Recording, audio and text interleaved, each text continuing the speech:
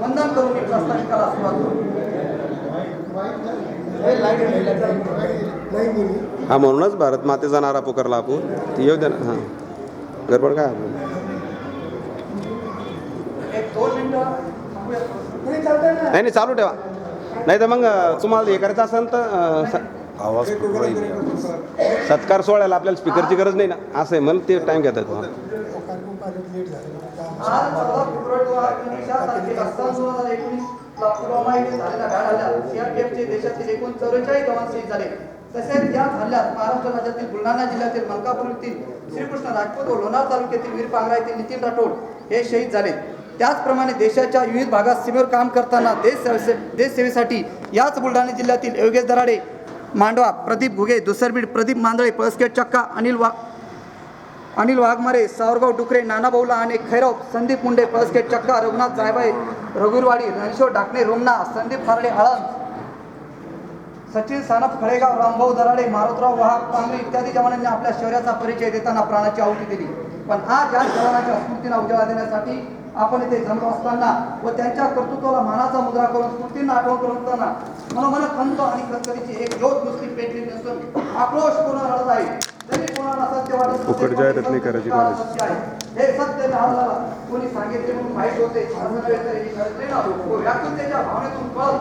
पण याला मन आणि भावना जागृत असायला लागतात. तेव्हा कुठेतरी ही बोलावा झालेली पापणी आणि मनाची भावना मनाला बोलते. आज अनेक जवानी प्राप्त होताना देखावा तयार करत होतो. पण त्यांच्या अंतःकरणानंतर ताणलेल्या पापण्या आणि वशालेली वाटे बघून ही नजर कधीच पाषाणासारखी होऊन वागायला लागते आणि मग मजाक उडवणारा तो समाज हा करून खायला उभा राहतो आणि भरचौकात सभा घेतल्याप्रमाणे बोलू लागतात की कुठं काय झालंय, तो गेला तरी खूप पैसा घेतला आणि सगळे मजा मारतायत. बेशब्द जेव्हा इकडून तिकडून कानावर पडत ना तेव्हा असं वाटतं की तो विरोधी जाण्यापेक्षा आम्ही एकाची गेलो होतो तर बरं झालं. या भावनेच्या बांधाला ना मन आवडू शकतं ना कोणती भावना आवडू शकते.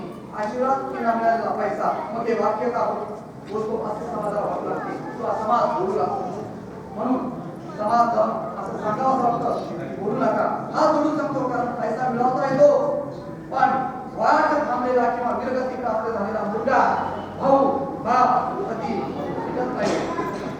कधी म्हणून यांनाच आधार एक ऊर्जेचा स्रोत म्हणून पुढील आयुष्यात येणाऱ्या अडचणींना सामोरे जाण्यासाठी एक दमदार साथीची व पाठीशी खंबीरपणे साथ देण्यासाठी व आठवणीत भरकटलेल्या चालण्याची उमेद देऊन सन्मान करण्याची प्रेरणा मिळावी यासाठी हा कार्यक्रम आयोजित केलेला आहे. तसेच याबरोबर भारतीय सेनेतील जवानांना ज्याप्रमाणे सेवानिवृत्त झाल्याच्या नंतर एक आर्मीचा दर्जा मिळतो व त्या दर्जाच्या आधारावर त्यांना आरक्षित जागा ठेवून राज्य सरकारच्या वतीने तात्काळ नोकरी बहाल केली जाते. अनेक घरात माफी मिळते, सैनिक कल्याण बोर्ड सदस्यत्व मिळते, तसेच कॅन्टीन मध्ये सुविधा उपलब्ध करून देण्यात येते. पण कोणाला लागू आहे? फक्त भारतीय सेनेतील जवानांना. यांच्या बरोबरीने काम करणाऱ्या पॅरामिलिटरी सैनिकांना या सुविधा उपलब्ध होत नाही. ही मोठी खंत आहे आणि खतखत सुद्धा आहे. म्हणून सैनिक नाही, हे सैनिक नाही का, यांना वेगळा न्याय का? म्हणून पॅरामिलिटरी सदराखाली येणारे जे फोर्स आहेत मग ज्यामध्ये सीआरपीएफ असो, बीएसएफ असो, एसएसबी असो, आयटीबीपी असो, यांना पण एक्स आर्मीचा दर्जा मिळायला हवा. राज्य शासनाकडून नोकरी मिळायला हवी. सैनिक कल्याण बोर्ड सदस्यत्व मिळावे. 2005 नंतर बंद करण्यात आलेली जुनी पेन्शन योजना सुद्धा यांना लागू करण्यात यावी. यासारख्या असंख्य बाबींचा लाभ या पॅरामिलिटरी सदराखाली येणारे सैनिक यांना पण मिळावा आणि यासाठी संपूर्ण पक्षातील लोकप्रतिनिधी यांनी विधानसभेत असो की संसदेत यावर शासनादेश पारित करून त्यांना न्याय द्यावा. तसेच याचप्रमाणे महाराष्ट्रामध्ये जो पोलीस दलामध्ये जो नोकरी करणारा जवान आहे त्यांच्या सुद्धा खूप साऱ्या व्यथा आहेत. महाराष्ट्र पोलिसांचा शिक्षक मतदारसंघाप्रमाणे पोलिसांचा मतदारसंघ निर्माण करण्यात यावा. महाराष्ट्र पोलीस यांचा महसुलीप्रमाणे वेतन निश्चिती करण्यात यावी. महाराष्ट्र पोलीस यांचा क्वार्टरचा प्रश्न सोडवण्यात यावा.